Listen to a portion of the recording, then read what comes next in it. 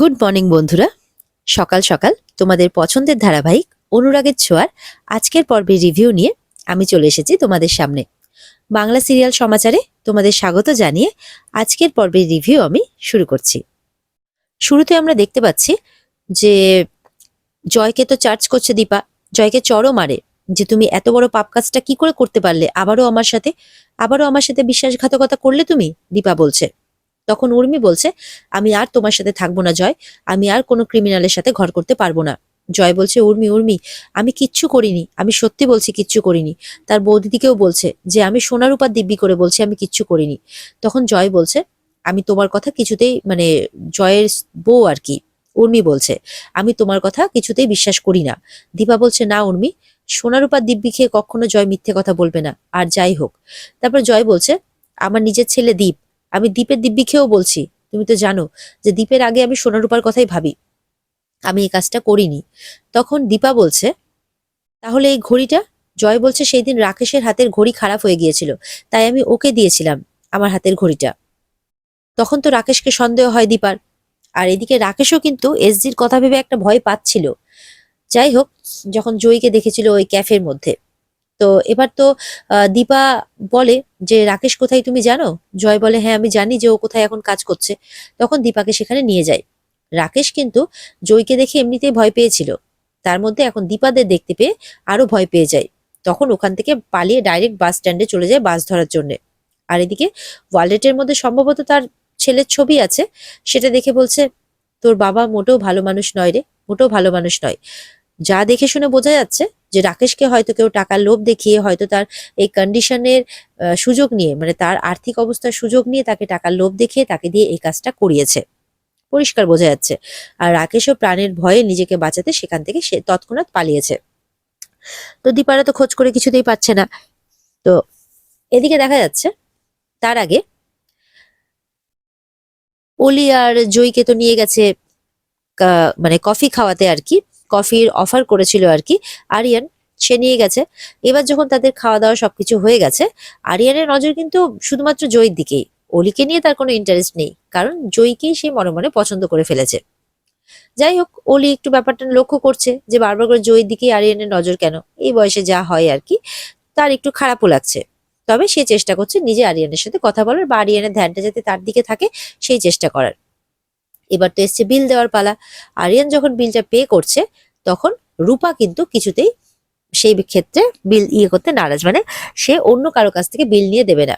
বলছে যে আমরা তো স্টুডেন্ট, তোর যা কন্ডিশন টাকা পয়সার, আমাদেরও তাই কন্ডিশন, তো আমরা সবাই ভাগ করে দেব। আরিয়ান বলছে, না না, আমার একটা ব্যান্ড আছে। বলে, ব্যান্ড থাকতে পারে তোর, কিন্তু সেটা তো আনম্যাচিওর, তাই না?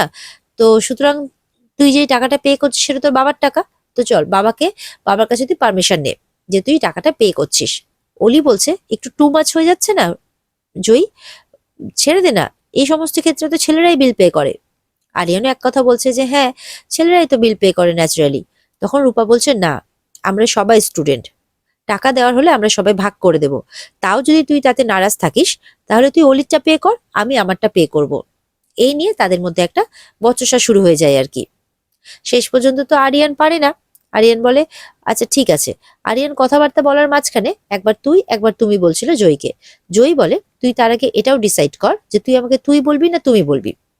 জয়ী ঝগড়া করছে ঠিকই, কিন্তু জয়ীর কিন্তু এই ঝগড়াগুলো যেন আরিয়ানের খুব ভালো লাগছে। আরিয়ান তো জয়ীর দিকে তাকিয়ে আছে আর মনে মনে খুব হাসছে। যাই হোক, এই সমস্ত কথাবার্তা হতে হতেই কিন্তু দীপা ওখানে গিয়েছিল। দীপা ফার্স্টে দেখতে পায়নি কাউকে, কিন্তু অলি কিন্তু দেখে ফেলে। অলি বলছে, মা এখানেও আবার এসেছে সবকিছু নষ্ট করতে। তোমরা তো জানোই সবাই যে অলি ওর মাকে দেখলে কেমন আচরণ করে। আর এদিকে জয়ী বলছে, কি মা এখানে এসেছে?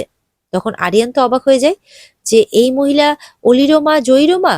আমি তো এনার সাথে খুব খারাপ বিহেভ করে দিয়েছি, এটা তো আমি মোটেও ঠিক কাজ করিনি। এদিকে তো রাকেশের খোঁজ করতে করতে রাকেশের খোঁজ পায় না, সেখানে যে মালিক আছে আর কি, সেও 4-5টা খোঁজ করলো, পায় না। শেষে একজন ওয়েটার বলছে যে ওকে তো দেখলাম এক্ষুনি বেরিয়ে গেল বাস স্ট্যান্ডের দিকে। তখন সেই জায়গার ওনার আর কি, তিনি বলছেন যে কাজ করতে করতে কাজের মাঝে বেরিয়ে গেল, এটা কি করে সম্ভব? তখন তো মানে দীপারা বুঝতে পারে যে রাকেশ পালিয়েছে। তখন দীপারা ঝট করে দৌড়ে দৌড়ে দেখতে যাবে কি, অলি তার কাছে যায়। বলে, কি ব্যাপার অলি, তুমি, মানে অলি তো যায় না, জয়ী যায়। বলে কি ব্যাপার জয়ী, তুমি এখানে? বলে আমরা তো এমনি এসেছিলাম, তোমরা এখানে? বলে আমরা একটা দরকারে এসেছিলাম, ঠিক আছে তোমরা মজা করো, আমরা পরে কথা বলছি। যেতে যেতে দীপা আরিয়ানের সাথে আবারও ধাক্কা লাগে। তখন দীপা দেখে এই ছেলেটার সাথে আমার মেয়েরা। আচ্ছা ঠিক আছে, এখন সিন ক্রিয়েট করে লাভ নেই, এখন আমরা আমাদের কাজে যাই, এখানে অলিও রয়েছে। তখন আরিয়ান কিন্তু দীপাকে সরি বলছে। দীপা সেইটা এখন কোনো পাত্তা না দিয়ে নিজেই সরি বলে সেখান থেকে বেরিয়ে যায়। আর আরিয়ান মনে মনে ভাবছে আমি এনাকে অপমান করেছি, সুতরাং আমাকে কিছু একটা করতে হবে। মনে হচ্ছে উনি খুব বিপদে পড়েছেন, তো সেই বিপদ থেকে ওনাকে আমাকে উদ্ধার করতেই হবে, ওনার পাশে আমাকে দাঁড়াতেই হবে। এই বলে আরিয়ান যখন বেরোচ্ছে তখন অলিকে বলে যায় যে জয়ীর একটু প্লিজ খেয়াল রেখো, একটু দেখে রেখো, দিয়ে সেখান থেকে বেরিয়ে যায় দীপাকে সাহায্য করতে।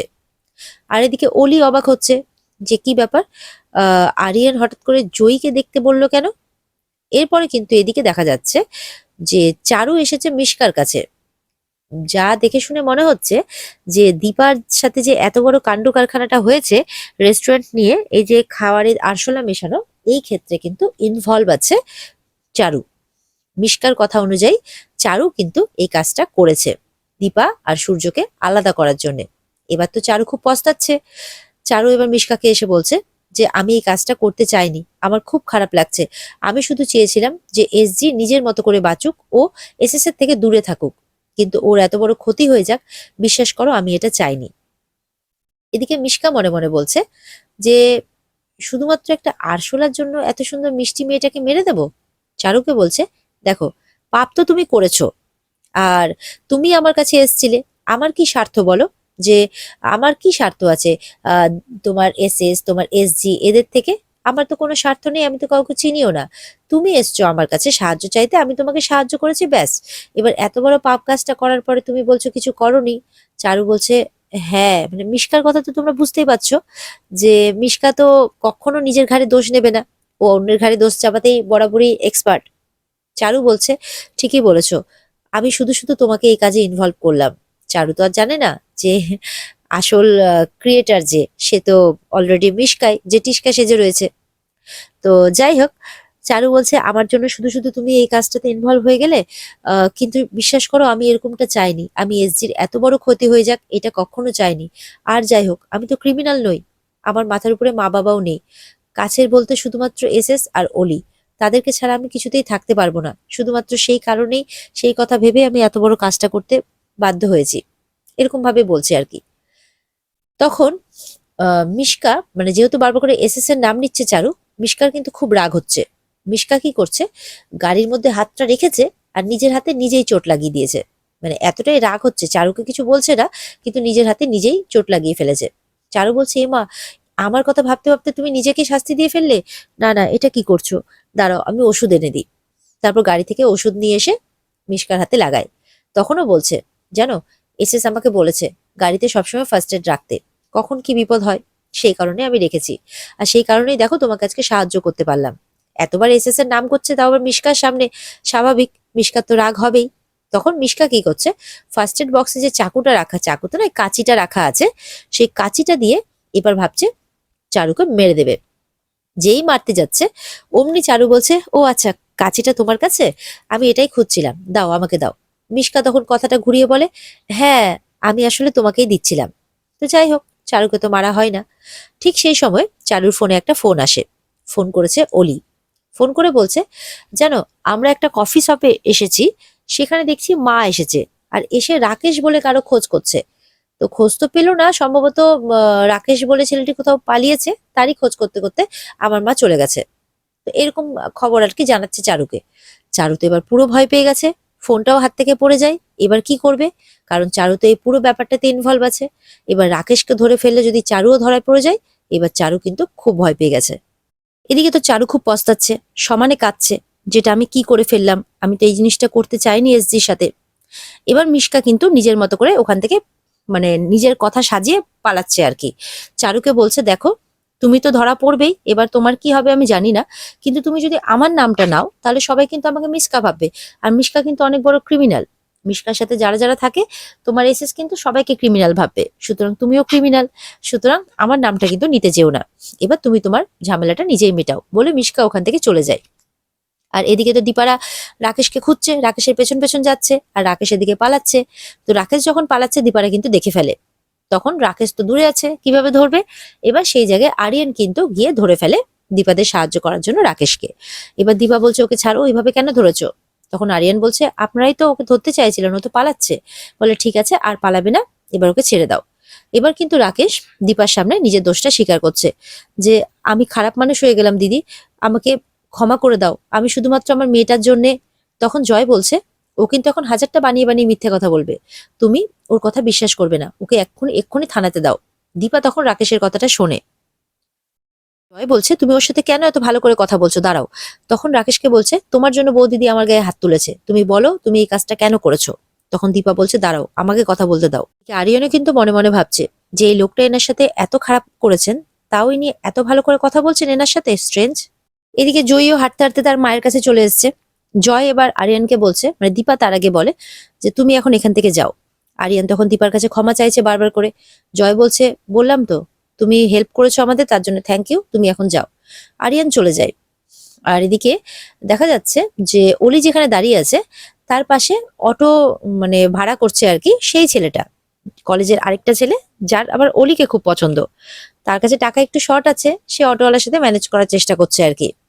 তখন অটোতে বসার পরে অলিকে দেখতে পায়, বলে যে, অটো ভাইয়া আপ থোড়া উসকে সামনে যাকার রোকিয়ে, মানে অলির সামনে গিয়ে দাঁড়াতে বলছে অটো চালককে। তখন বলে, ঠিক আছে।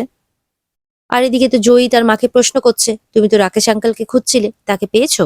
রাকেশ তো জয়ীর কাছেও ক্ষমা চাইছে যে, সরি জয়ী বেবি, আমি খুব খারাপ কাজ করেছি বলে সমানে কাঁদছে। এদিকে দীপা রাজেশকে বলছে, এখন রাস্তাতে কোনো কথা নয়, যা কথা হবে বিগ মগে গিয়ে হবে। তখন রাজেশ তো ভয় পাচ্ছে, ওখানে গেলে তো স্যার মেরে ফেলবে। দীপা বলছে, চিন্তা করো না, তুমি যা বলার সত্যিটা বলবে, তোমার কিচ্ছু হবে না। এদিকে জয়ীর কথা, মানে জয়ীকে বলছে দীপা, সোনা কোথায়? তখন বলে যে, আসলে ওর কাছে চারু আন্টির ফোন এসছিল। তখন বলছে, তাই বলে তোমাকে একা ছেড়ে দিল? বলে, না সেটা নয়, আহ ওই আর কি। তখন তো দীপা একটু রেগে যায় যে অলি জয়কে কিভাবে একা ছাড়তে পারে, তাও আবার চারুর কথা শুনে তো দীপার আরেকটু কেমন লাগে। যাই হোক, এইগুলোই ভাবতে ভাবতে এখানে আজকের পর্ব শেষ হয়ে যায়। তো বন্ধুরা, এই ছিল আজকের পর্বের রিভিউ। ভালো লেগে থাকলে অবশ্যই পর্বকে কিন্তু লাইক, কমেন্ট আর সাবস্ক্রাইব করতে ভুলবে না। দেখা হবে আগামীকালকে নতুন পর্বের রিভিউ নিয়ে। আর এই পর্বের বিস্তারিত দেখতে অবশ্যই তোমরা স্টার জলসার পর্দায় কিন্তু নজর রাখবে। তাহলে ভালো থেকো সবাই, দেখা হচ্ছে আগামীকালকে, ততক্ষণের জন্য টাটা।